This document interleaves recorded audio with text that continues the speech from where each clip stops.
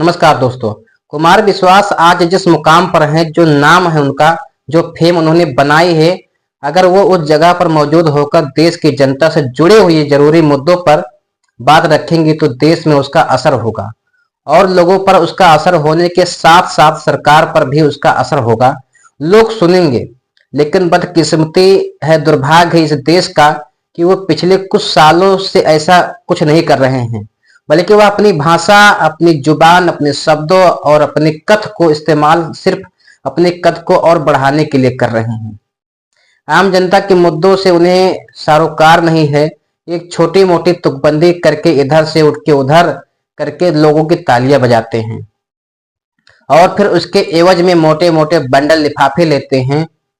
पहले आम आदमी पार्टी, फिर कांग्रेस, फिर समाजवादी पार्टी और अब शायद बीजेपी में हाथ पैर मार रहे हैं कि राज्यसभा मिल जाए।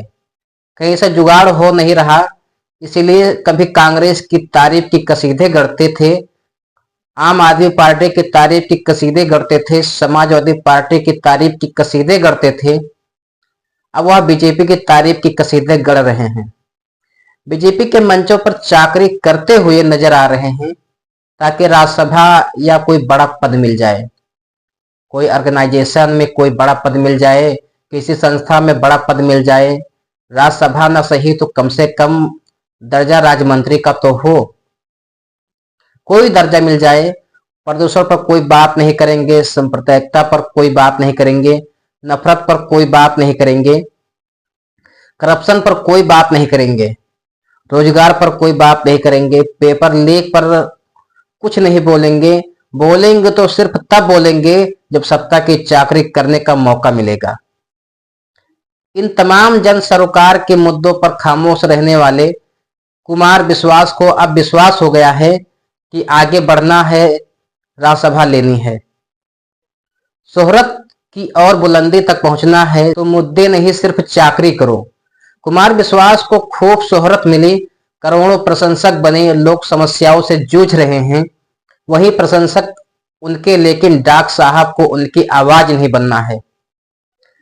उनका आवाज बनना है मंच की, मंच पर बैठे लोगों की, और खास तौर पर मंच पर वो लोग जिसके पास ताकत है, सत्ता है, पैसा है, ओरा है, उनकी आवाज बनना है।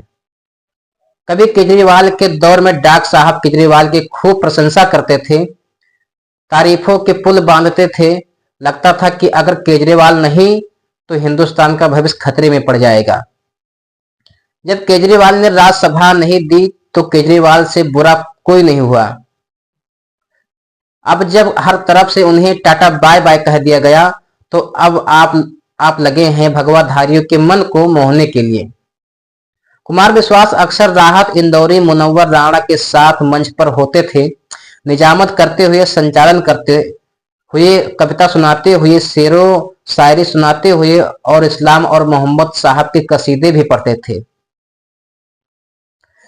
मुनव्वर राणा और राहत इंदौरी के कसीदे पढ़ते थे। उनके किसी ने बाप का हिंदुस्तान थोड़ी है जैसे शेरों पर भी बाबा और उसकी बेहतरीन तारीफ करते हुए। लेकिन उस वक्त तो वो सेकुलर थे। लगा उन्हें कि हिंदुस्तान में राज्यसभा पाने के लिए सेकुलर होना जरूरी है, इसीलिए मंच पर वह बैलेंस बनाकर चलते थे। सत्ता बदली, दौर बदला तो विचारधारा भी बदली। उन्होंने विचारधारा तो बदली ही बदली। अब ऐसे हालात हो गए कि उनको लगा कि भाई विचारधारा तो मूर्ख लोग ढोते हैं, जब मूर्खों का काम है संघर्ष करो, विचारधारा को ढोते रहो, इससे मिलने वाला कुछ नहीं है। इसलिए वह अब दूसरे के ट्रैक पर चले गए। राहुल गांधी के खिलाफ चुटकुले बनाना, दो अर्थी शब्दों का इस्तेमाल करना शायद कुमार विश्वास से ज्यादा किसी और ने नहीं किया। लेकिन फिर भी विडंबना है कि सरकार, कांग्रेस में भी कुछ नहीं दोगले लोग हैं जो कुमार विश्वास को आगे बढ़ाते गए। इतना आगे बढ़ाया, कभी छत्तीसगढ़ में तो कभी राजस्थान में बड़े बड़े प्रोजेक्ट मिलते रहे, बड़े बड़े जो साहित्य के सम्मेलन होते रहे उनमें कुमार विश्वास को जगह मिलती रही। लोग उन्हें डिनर पर बुलाते रहे, चाय पर बुलाते रहे, और वो भी ऐसे लोगों को अपने घर पर बुलाते रहे। ये सब चीज चलती रही। हालात तो यह थे कि जिस कांग्रेस में गांधी परिवार को कुमार विश्वास नकली बता रहे थे, उसी कांग्रेस के दौर में कुमार विश्वास की पत्नी को राजस्थान में लोक सेवा आयोग का सदस्य बनवाया गया। सवाल अब यह भी है कि कुमार विश्वास जैसे लोगों पर विश्वास कांग्रेस के भीतर के ही विश्वासघाती लोग कर रहे हैं। शायद तभी तो कुमार विश्वास उसे कांग्रेस की से मलाई खाते हुए राहुल गांधी पर तंज कस रहे हैं,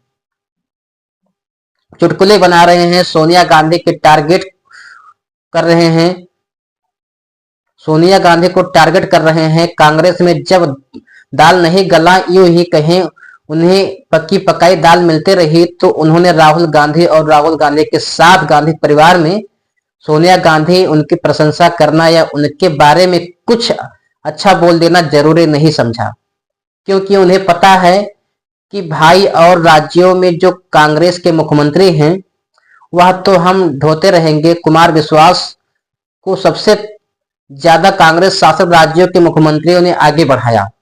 कुमार विश्वास तब भी कांग्रेस को ही कोसते थे। अब कुमार विश्वास की पत्नी को राजस्थान में किसकी सरकार में कौन सा पद मिला, आप लोग तो पता कर लीजिए। और कुमार विश्वास को भी पता है छत्तीसगढ़ में कुमार विश्वास की सबसे ज्यादा करीबी किस पार्टी के मुख्यमंत्री के साथ थे, सबको पता है। कुमार विश्वास की पत्नी राजस्थान लोक सेवा आयोग की सदस्य मंजू शर्मा एसआई भर्ती परीक्षा लीक मामले में जब आरोप लगे तब उन्होंने इस्तीफा दे दिया, लेकिन बनी कब थी कांग्रेस के राज में। और अब चल रही है उसकी जांच। सरकार किसकी है वहां, डबल इंजन वाली, यानी सत्ता में बीजेपी है, राजस्थान में भी, जयपुर में भी और दिल्ली में भी बीजेपी है। तो क्या कुमार विश्वास जो ये गलबाहिये कर रहे हैं या गांधी परिवार को नकली गांधी बता रहे हैं, राहुल गांधी को टारगेट कर रहे हैं, इसीलिए कर रहे हैं कि जो जांच चल रही है उस जांच की आंच कहीं कुमार विश्वास के घर तक न पहुंचे, या फिर राज्यसभा की कुर्सी आम आदमी पार्टी से लेकर कांग्रेस से लेकर समाजवादी पार्टी तक ने नहीं दी तो फिर क्या बीजेपी दे देगी, इसलिए कोशिश में लगे हुए हैं। बहरहाल कुमार विश्वास को राज्यसभा मिले या न मिले, वह अगले ही किसी दूसरी पार्टी के लिए चाकरी या चापलूसी जैसी स्थिति में खड़े होकर उनके लिए भी चरण वंदना करने से परहेज नहीं करेंगे। स्थिति तो यही बताती है। बहरहाल एसआई भर्ती परीक्षा पेपर लीक मामले में जांच की आंच घर तक न पहुंचे, इसलिए कुछ तो जुगाड़, कुछ तो बंदोबस्त कुमार साहब को करना ही था, सो वो कर रहे हैं। जय हिंद, नमस्कार।